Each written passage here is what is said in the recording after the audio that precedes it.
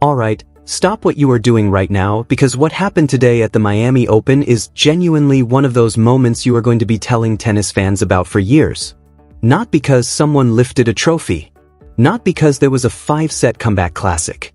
But because of a scream.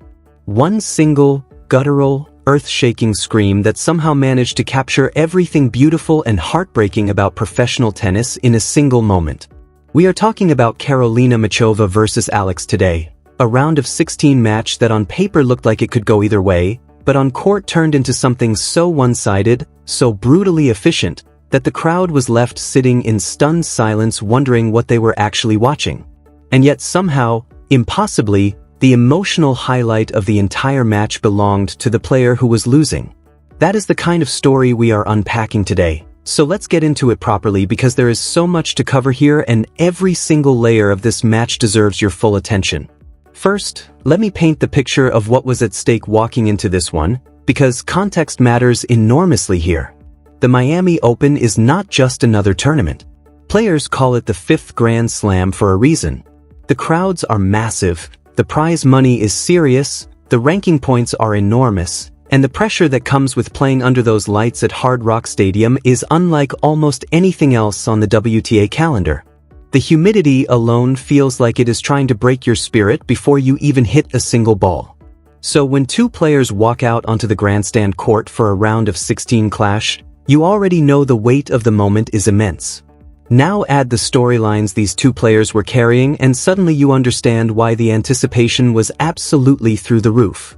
On one side, Karolina Muchova, 29 years old, world number 14. A player whose career reads like a masterclass in perseverance. This woman has battled through wrist injuries, ankle problems, abdominal tears, the kind of physical setbacks that would make most athletes quietly walk away from the sport. But every single time she came back. And when Muchova is healthy and locked in, she is genuinely one of the most complete tennis players on the planet. She is the reigning Doha champion. She has reached Grand Slam finals. She has the kind of all-court game that simply does not have a weakness when everything is clicking. Coming into this match, she was sitting at 15 wins and 3 losses on the season, having already knocked out some serious competition in the earlier rounds. She was in form, she was confident, and she was moving beautifully. On the other side of the net stood Alex, just 20 years old, world number 29, and carrying the dreams of an entire nation on her shoulders every single time she steps on court. Now if you were around last year at this exact same tournament, you already know what Alex means to Filipino tennis fans. In 2025, right here in Miami, Alex became the first player from the Philippines to reach a WTA 1000 semifinal. Let that sink in for a moment. The first ever. In a country where tennis passion runs deep, that result was not just a sporting achievement. It was a cultural moment. The flags, the chants, the sea of supporters who showed up in Miami Gardens wearing her colors and screaming her name, it was the kind of atmosphere that gives you goosebumps just thinking about it. She arrived at this year's tournament having already dispatched Laura Siegemund and battled through a tough 2-setter against Magda Linette, looking sharp and playing with the kind of confidence that comes from knowing you belong at this level. Everyone expected a battle. The analysts were predicting a 3-set thriller. The fans were settling in for a long night. What actually happened was something nobody had written into their script. The first set lasted 22 minutes. 22 minutes. In a professional WTA match at a premier mandatory event. The scoreline read 6-0. A bagel. A complete and total shutout. Now in all my years watching this sport, I can tell you that watching a top 30 player get bageled in 22 minutes by someone playing at this level is a genuinely surreal experience.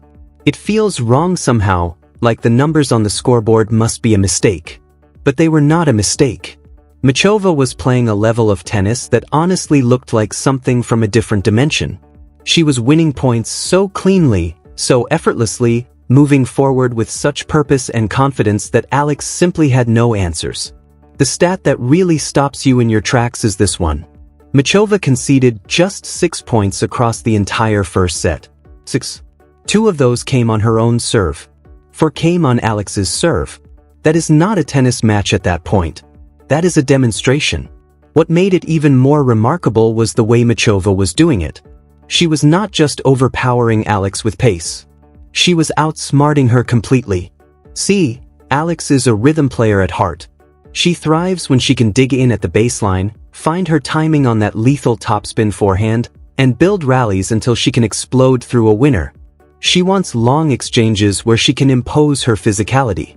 Machova looked at that game plan and simply said no. From the very first game, she refused to give Alex the same ball twice. One shot would be heavy and deep, pushing Alex back behind the baseline. The very next would be a low skidding backhand slice that barely rose above knee height. Then a sharp angle to drag her wide. Then a drive volley moving forward, cutting off the court entirely. The variety was relentless and it was calculated. Every time Alex thought she had figured out the pattern, Machova changed it. You could see Alex adjusting her grip at the last second, catching balls slightly off balance, mishitting off the frame, dumping shots into the net that she would normally put away without thinking. Her timing, which is the engine that powers everything she does, was completely shot. And then there was the serve. Machova's delivery today was genuinely untouchable. She did not face a single break point during the entire match. Not one. She dropped just 8 points on serve across 8 service games. She was hitting her spots with the precision of someone playing in a practice session where nothing is on the line, not a high-pressure knockout round at one of the biggest tournaments in the world. 5 aces, a 64% first serve rate, and when she did miss her first delivery, her second serve was placed so cleverly that Alex could not get any real purchase on the return anyway. The second set started and the crowd, which had been so electric before the match began, was going very quiet. Because what was unfolding was not just a one-sided match anymore. It was starting to feel like something genuinely rare. 4 games into the second set, the score was 6-0-4-0. 10 consecutive games for Machova. The looming possibility of a double bagel, what tennis players call a bicycle, a 6-0-6-0 result, was hanging in the thick Miami air like something nobody wanted to say out loud but everyone was thinking. For any professional tennis player, a double bagel is an extraordinarily difficult thing to process emotionally. For someone ranked inside the top 30 in the world, playing in front of thousands of people and a global television audience, it carries a specific kind of weight. It plants seeds of doubt that can take months to dig out. And you could see the toll it was taking on Alex. She was moving with a slight hesitation on her left side, that heavily strapped left thigh clearly giving her problems when she needed to push off hard for her forehand.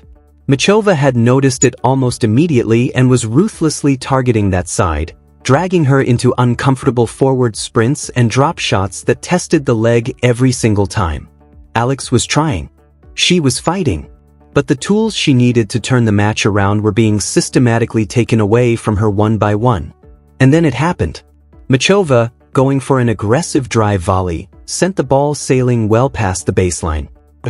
The umpire called it clearly. And in that moment, Alex did something that stopped everyone in that stadium cold. She screamed. Not a polite fist pump. Not a quiet exhale of relief. A full, primal, from-the-gut scream that bounced off every wall of that grandstand court and ricocheted all the way to the upper tiers. She pumped her fist, looked toward her player box with wild eyes, and screamed like she had just saved match point in a Grand Slam final rather than simply holding serve to make the score 6-0-4-1. The crowd absolutely erupted. People who had been sitting in near silence for most of the match were suddenly on their feet giving her a standing ovation just for winning a single game. And here is the thing about that moment that makes it so layered and so deeply human. Alex knew she was going to lose this match. There was no comeback brewing, no tactical adjustment that was going to suddenly flip the script against a Machova playing at that level. She knew it. The crowd knew it. Everyone in the building knew it. But that scream was not about the match anymore. That scream was about pride. It was about refusing to let the scoreboard tell the complete story of who she is as a competitor. It was her standing in the middle of one of the most lopsided results of her career and saying, loudly, defiantly, for everyone to hear, that she was still there. Still fighting. Still breathing. That 0 next to her name in the second set was going to become a 1 even if it killed her. That kind of moment, that raw refusal to go quietly, it is exactly why people fall in love with this sport. Machova, being the consummate professional she is, barely blinked. She gathered herself, refocused, and closed out the match with a high overhead smash that felt entirely fitting given the authority she had shown all day. Final score, 6-0-6-2. 60 minutes of tennis. Alex would hold serve once more before the match ended, showing that the scream was not a one-off burst of emotion but a genuine recalibration of her mental state in the final minutes.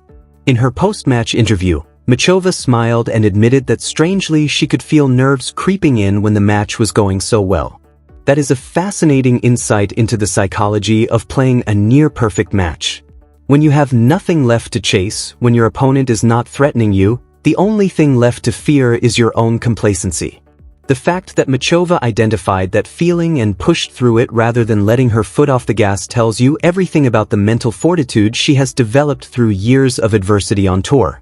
She moves now to her first ever Miami Open quarterfinal with a season record of 16 wins and just 3 losses.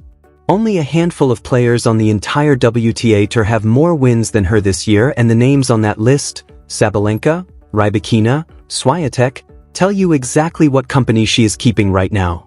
Her quarterfinal opponent figures to be either the Russian teenage sensation Mira Andreeva or the 10th seed Victoria Azarenka, and if Machova plays anywhere close to the level she showed today, honestly, neither of those players will relish that draw. For Alex, the road from here requires some honest reflection but absolutely zero panic. She is 20 years old.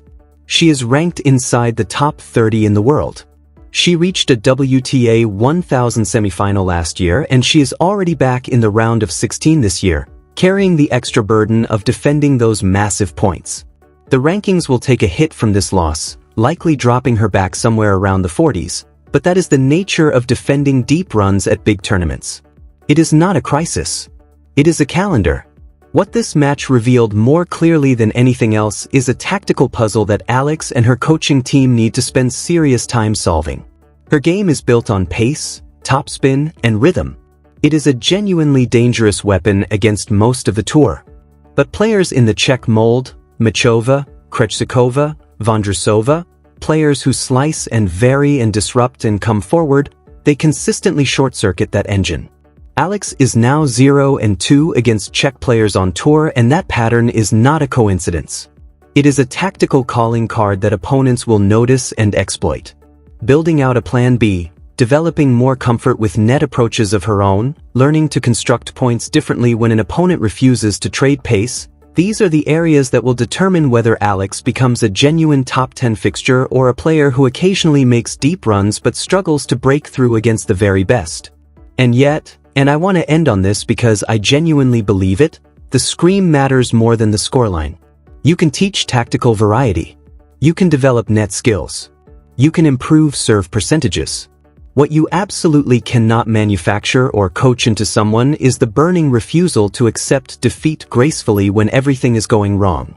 That fire, that pride, that sheer stubborn insistence on leaving a mark even when the match is gone, that is the thing that separates good players from great ones over the long arc of a career. Alex showed us today that she has that quality in abundance. She is going to take her lumps. She is going to have more difficult afternoons like this one as she climbs higher and faces better competition more consistently. But every single time she finds herself staring down a scoreboard that looks hopeless, I promise you she is going to think back to that moment in Miami when she screamed into the humid Florida air and made an entire stadium stand up and cheer. That is not a small thing. That is the foundation something special gets built on. The clay swing is coming, and that high-bouncing topspin game of hers is going to feel very much at home on that surface. I'm not writing off Alex after today. Not even close. But right now, the story of this Miami Open belongs to Karolina Machova, and she is playing like a woman who fully intends to keep it that way all the way through to the final.